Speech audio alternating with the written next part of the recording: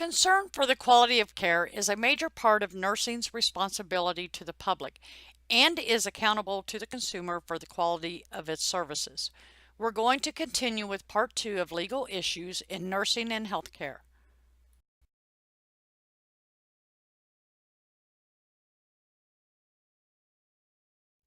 Not only is the nursing practice guided by statutory law, they are also guided by common law. It is created through cases heard and decided in federal and state appellate courts, also known as decisional or judge-made law. Nursing case law, body of written opinions about nursing practice. Importance cannot be overstated in establishing the current standard of practice. One important case established affirmative duty. This is the duty that nurses exercise independent judgment to prevent harm to patients. Nurses should review case law and journals dedicated to legal issues in nursing practice. Common law and case law provide courts with guidelines for deciding future cases. Two major categories of law have been created to deal with conduct that is considered unacceptable. These laws are criminal and civil law. We are going to discuss civil law first, which is the one law that nurses are generally more familiar with and includes torts. I want to talk about negligence and malpractice. Negligence is the failure to act in a reasonable and prudent manner. Malpractice is a special type of negligence, that is, the failure of a professional, a person with specialized education and training, to act in a reasonable and prudent manner.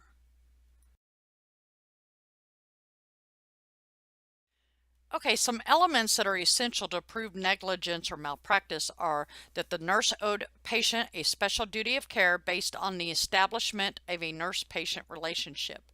The nurse breached duty to the patient or the client. The patient suffered actual harm or damage, and the proximate cause or a causal connection has been established between the standard of care provided by the nurse and the patient's injury. The most frequent allegations of nursing negligence are failure to ensure patient safety, improper treatment or negligent performance of treatment, failure to monitor patient and report significant findings, medication errors, or failure to follow agency's policies and procedures. Generally, an expert witness is needed for the jury to understand the scientific and technologic knowledge of healthcare unless there is negligence and the doctrine of res ipsa loquitur.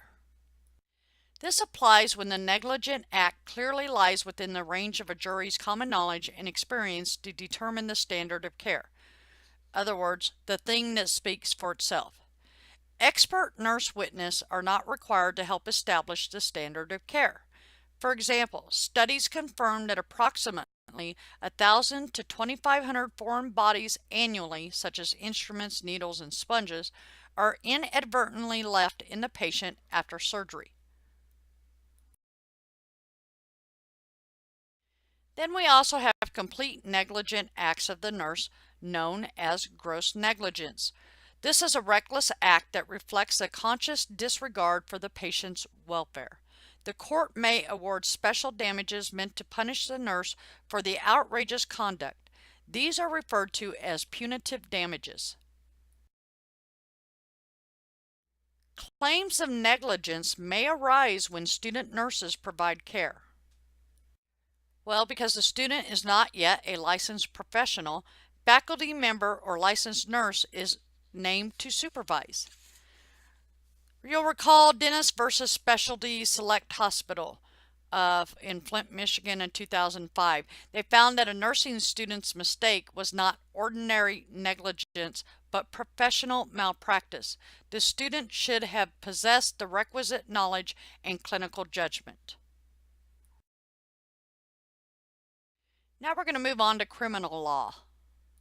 Criminal negligence is a crime that is usually committed as an unintentional civil wrong, but also constitutes a crime. The act is deemed so reckless that it results in serious injury or death to the patient.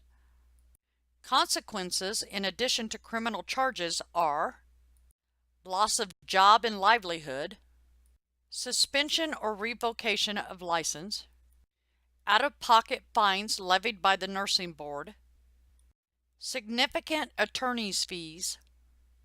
Keep in mind, malpractice insurance may not cover costs in all cases. And conservative estimates suggest that as many as 98,000 patients die each year as a result of negligence and malpractice of healthcare providers. In some cases, a nurse can use certain legal doctrines as a defense against a claim of negligence.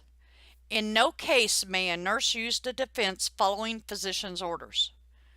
In emergency situations, nursing care rendered in a life-threatening emergency may breach the standard of care required under normal circumstances.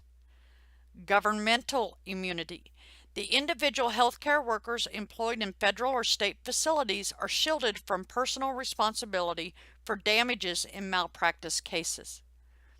Good Samaritan immunity limits a nurse's liability or shields the nurse from malpractice for rendering emergency assistance outside the employment setting.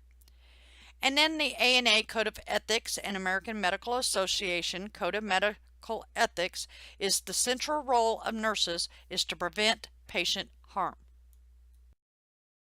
There are statutes of limitation in malpractice cases. These are established time limits within which a person may initiate a lawsuit. Time limits vary depending on the state laws and a variety of case circumstances.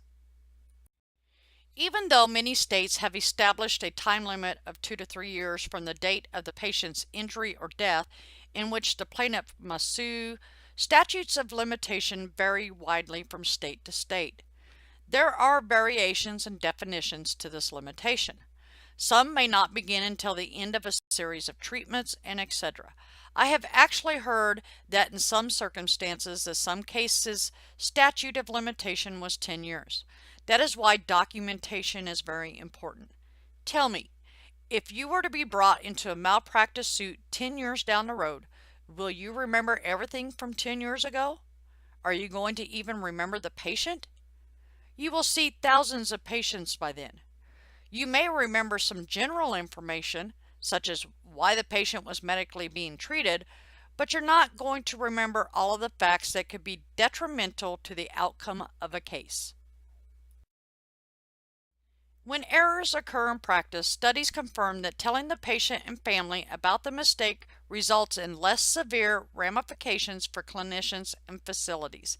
This is called transparency and disclosure of error. In 2001, the Joint Commission established a safety standard requiring institutions to have a process in place to disclose unanticipated outcomes to patients.